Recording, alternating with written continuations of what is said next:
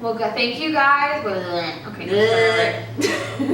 Well, so that was not so.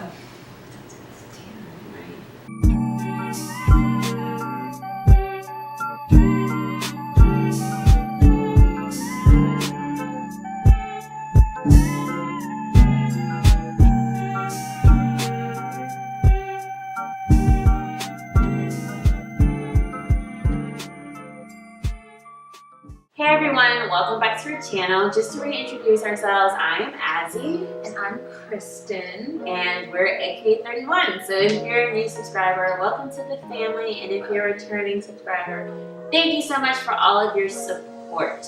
So be sure to subscribe.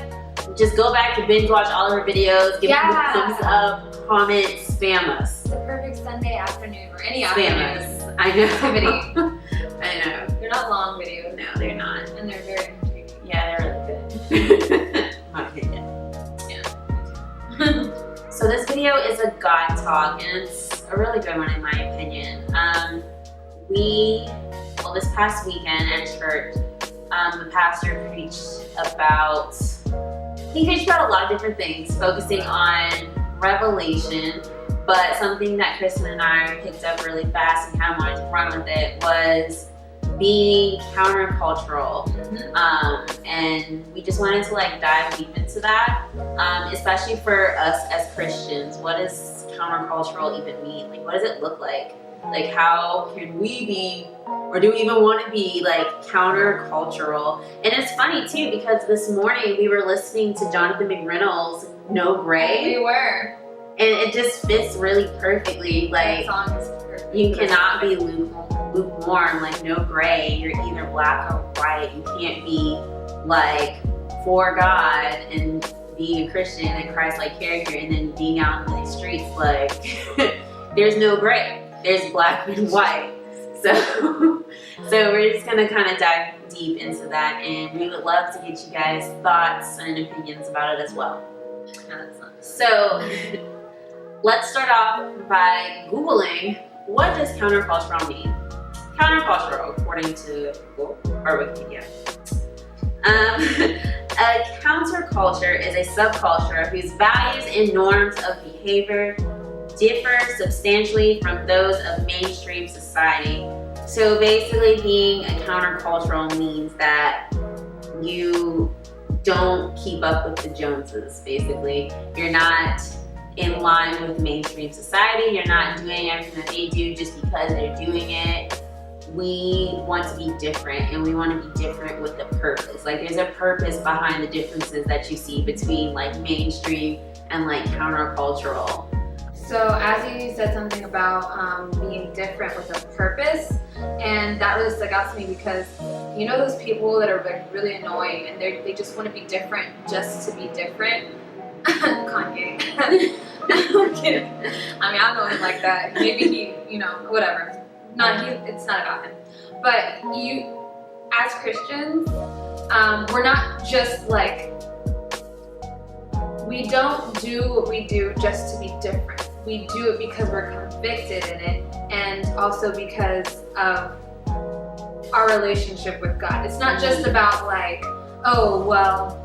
for example, Seventh-day Adventists, we don't eat pork, and we don't eat shellfish and stuff like that. It's not just to be because it's a different denomination and we want to be different from the Baptists or the Pentecostals or whatever. It's because those particular foods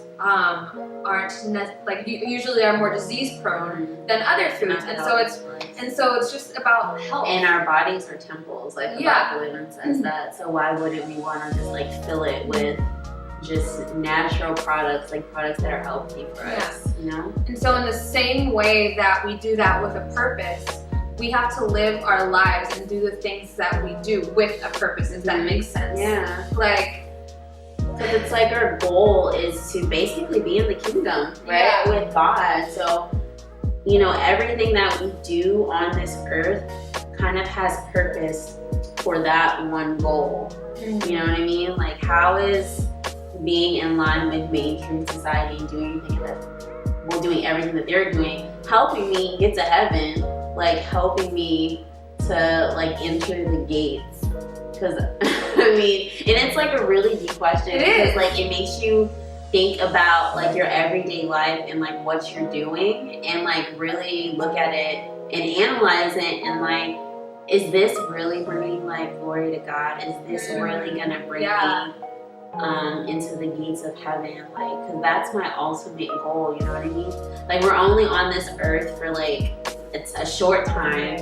Like, it can happen in the blink of an eye, like that the clouds are gonna open and God is gonna come and take his people back.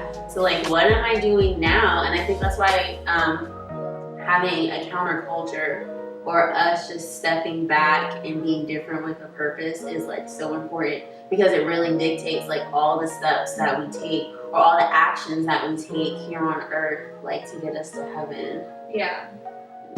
We found some verses that are extremely relevant to what we're talking about, and one of them happens to be like one of my favorite verses of all time.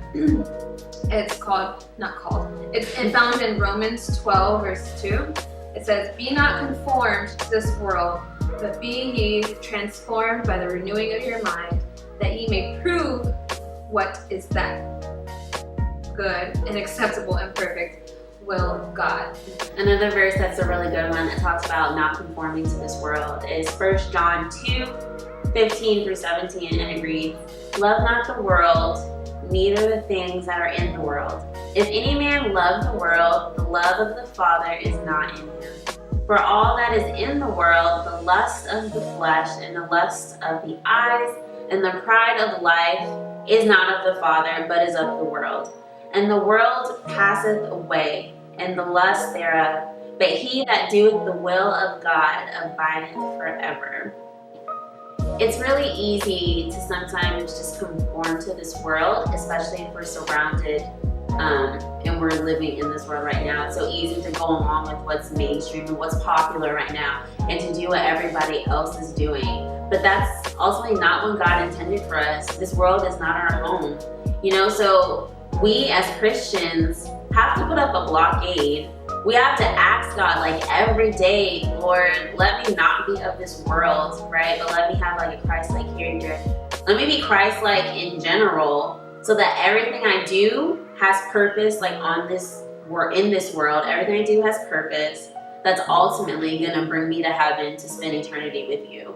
So that just has to be our prayer every day, because it's just so easy. Like, it's so easy. But God is such an aid and such a helping hand that if we just ask him, like, he will come into us and transform us and renew us every day. That eventually, if we just keep that habit up every day, that eventually we won't even want to partake in the things of this world. Like, we won't even want to be in line with what's mainstream, because our eyes are fixed on God and are fixed in heaven.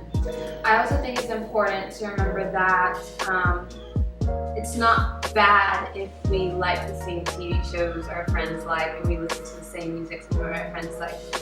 But when you allow things that are not of God to shape who you are and your character, that's when it becomes an issue. How can I say this? You know where I'm going with it? Like it's okay to like Drake.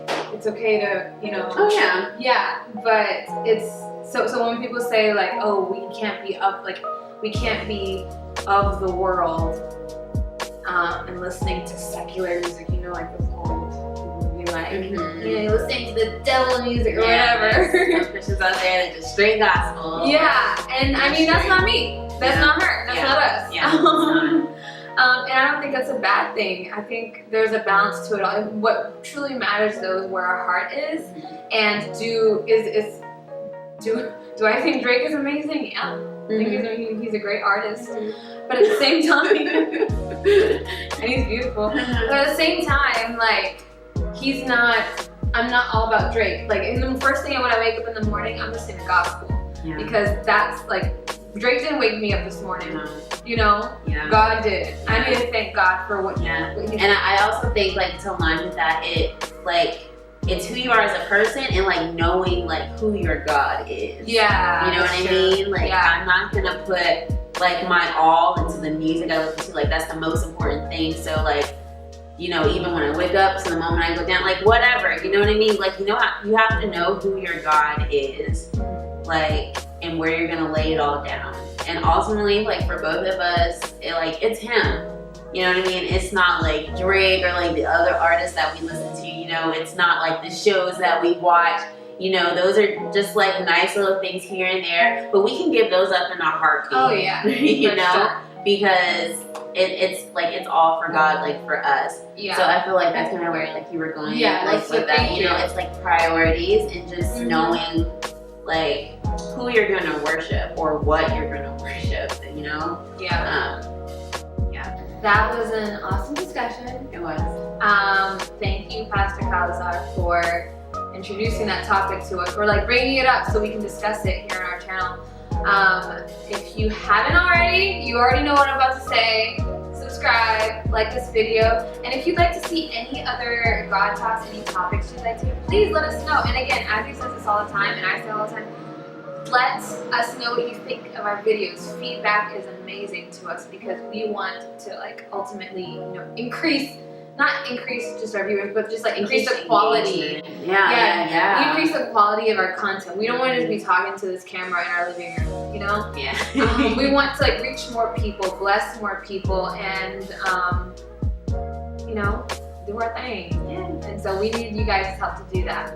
But thanks again for watching. We'll see you guys next time. Bye guys.